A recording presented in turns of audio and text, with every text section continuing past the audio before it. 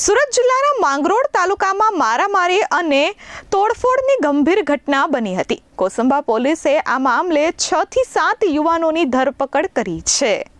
મળતી માહિતી અનુસાર ભટારના ગોકુલનગર વિસ્તારમાં રહેતા અને પશુપાલન તેમજ જમીન લે-વેચનો ધંધો કરતા વેલાભાઈ જીવણભાઈ ભરવાડ દ્વારા એક ફરિયાદ નોંધાવવામાં આવી હતી।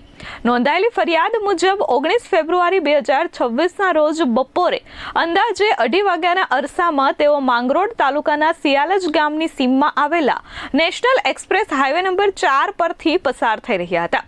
ત્યારે તેમની કાર ત્યાં રોકાવવામાં આવી હતી। અવી સાજણભાઈ સાટિયા અને અર્જુન ગગજીભાઈ સાટિયા તેમજ તેની સાથે આવેલા 10 જેટલા ઈસમોએ કારને રોકાવી હતી અને જૂની ઝઘડાની અદાવત રાખી આરોપીઓએ પૂર્વ આયોજન મુજબ ફરિયાદી અને તેમના કુટુંબી ભાઈ અમૃતભાઈ ખીમાભાઈ ભરવાડ પર હુમલો કર્યો હતો। આરોપીઓએ લાકડાના ફટકા મારી બંનેને ગંભીર ઈજાઓ પહોંચાડતા અમૃતભાઈને ફ્રેક્ચર થયું હોવાનું જાણવા મળ્યું છે। આ દરમિયાન આરોપીઓએ ગાળ ગલોચ કરી જાનથી મારી નાખવાની ધમકીઓ પણ આપી હતી। આટલું જ નહીં, કાર પર લાકડાના ફટકા મારી કારના કાચ તોડી અન્ય સામાનને પણ નુકસાન પહોંચાડ્યું હતું। આ બનાવ બાદ આરોપીઓ સ્થળ પરથી ફરાર થઈ ગયા હતા। જો કે કોસંબા પોલીસે હાલ આરોપીઓને ઝડપી પાડ્યા છે અને કાયદેસરની કાર્યવાહી હાથ ધરી છે। કોસંબા પોલીસ સ્ટેશન ગુના રજિસ્ટર નંબર 239/2026 BNS કલમ 189(2), 191(2), 191 મુજબનો જે ગુનો દાખલ થયેલો હતો ગઈ તારીખ 19/2/2026ના રોજ, જેમાં જે ફરિયાદી હતા વેલાભાઈ જીવણભાઈ ભરવાડ, જેઓ પોતાની ક્રેટા ગાડી GJ19 BR 1616 નંબરની લઈને જતા હતા।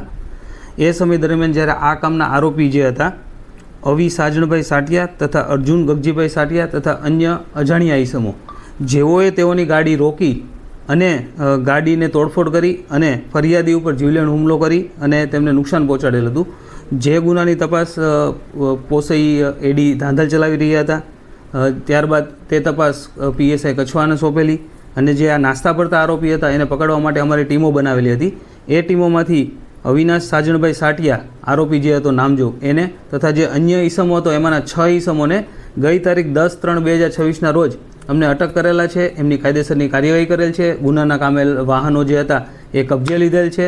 તેમજ જે અન્ય સહ આરોપી જે હતો અર્જુન ગગજીભાઈ સાટિયા એને પકડવાની તજવીજ શરૂ કરી છે। તેમજ જે અન્ય તપાસમાં અન્ય સહ આરોપી છે કે કેમ, અન્ય કોઈ આરોપીની સંડોવણી છે કે કેમ, અથવા તો કેવા કારણોસર આ ગુનો બનવા પામેલ છે તે દિશામાં ઊંડાણપૂર્વક તપાસ કરવા સારું હાલ રિમાન્ડ લેવાની તજવીજ શરૂ છે અને વધુ તપાસની કાર્યવાહી શરૂ છે। આ જે ફરિયાદીના આરોપી છે એમની જૂની અદાવત ચાલી આવે છે જે સુરત સિટીમાં, ત્યાં સુરત સિટીમાં વેસુ પોલીસ સ્ટેશનમાં પણ આ બાબતનો ગુનો દાખલ થયેલ છે, જેની અદાવત રાખીને અત્રેના વિસ્તારમાં બનાવ બનવા પામેલ હતો। નિર્મલ પટેલ, S24 ન્યૂઝ, કોસંબા।